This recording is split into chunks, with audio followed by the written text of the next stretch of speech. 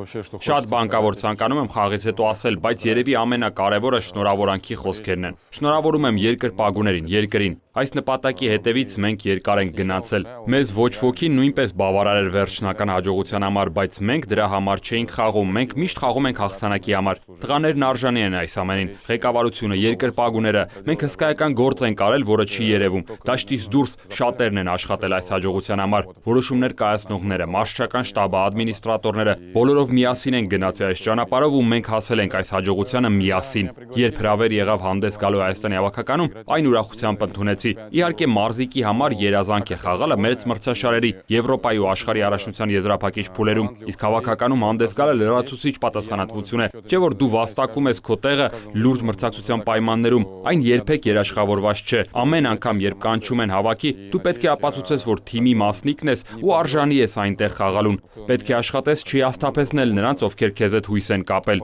2 ամիս առաջ կույր աղիքի վիրահատություն տարա։ Բացի այդ, մի շարք մանր մկանային խնդիրներ ունեի։ Երևի առիթից օգտվելով պետք է շնորհակալություն հայտնեմ նաև հավաքականի բժշկական անձնակազմին, քանի որ իմ ամբողջ կարիերայի ընթացքում նման բան չէի տեսել։ Նրանց հետևողական աշխատանքը, վերաբերմունքն ամենահաճելի բաներն էին, որ ստացել եմ որպես մարզիկ։ Հենց նրանց շնորհիվ է, որ հիմա ձեր առջև եմ կանգնած։ Շատերն ունեին մանր վնասվածքներ ու հավատացեք, այն, որ բոլորն այսօր խաղացին ու ստացվեց հաղթել, հենց նրանց արած աշխատանքի արդյունքն է։ Այդքան հեռուն գնացող հարցեր, թե ինչ կարող ենք անել Եվրոյի ընթացքում, հիմա կդժվարանամ ասել։ Էմոցիաները դեռ շատ են։ Միանշանակ է, որ բոլորը տեսնում են, որ մենք ոնց ենք աշխատում, ինչպես ենք դրա շնորհիվ դառնում ավելի ու ավելի ուժեղ։ Ամեն տարի մենք ավելի լավն ենք դառնում, այնպես որ տեսնենք, թե ինչ կստացվի։